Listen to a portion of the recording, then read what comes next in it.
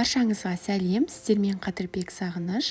Бүгін өзімнің каналымда өте дәмді кілегейлі соуста паста дайындау жолын көрсеткім келеді. Осы видеоны соңына дейін қарап, мені қолдауды ұмытпаңыздар. Қажетті ингредиенттерді әдеттегідей описаниеге қалдырамын. Алдымен шампиньондарды жуып, сыртқы қабығынан аршып тазалаймыз. Кейін видеодағыдай етіп турап шығамыз. Тауықтың етінде жіңішкелеп турағанымыз жөн, сол кезде тез пісетін болады. Және де бізге бір кішкентай немесе орташа пияз қажет болады. Видеодағыдай етіп ұсақтап турап шығамыз. Қызып тұрған табаға сары майды ерітеміз.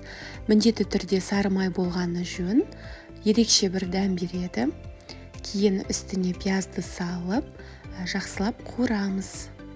Пияз қызарып бастағаннан кейін тауықтың етін салып, асықпай қуырамыз.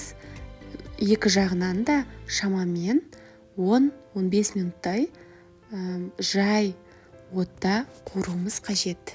Менде тауықтың еті шамамен 10 минуттай қуырылды. Кейін үстіне шампиньондарды салып, беті ашық тұрған табада қуырып бастаймыз. Осы аралықта біздер пастаны пісіріп қоюымыз қажет.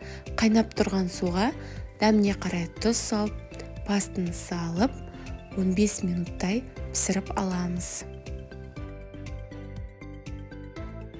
Шампиньондарды қуырған кезде өзінің суы шығады.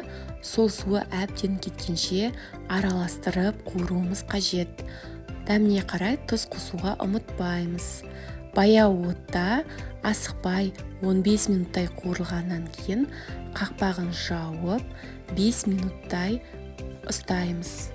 Біздің тауық еті мен шампиньон піскеннен кейін үстінен кілегейді құямыз, яғни сливки.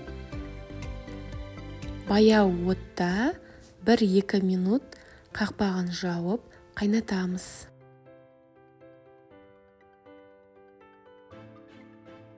Дайын болған макарондарды суынан бөліп алып тастап, біздің кілегейлі соусымыздың үстіне саламыз, жақсылап араластырамыз. Баяу отта 1-2 минуттай араластырып тұрғанымыз жөн.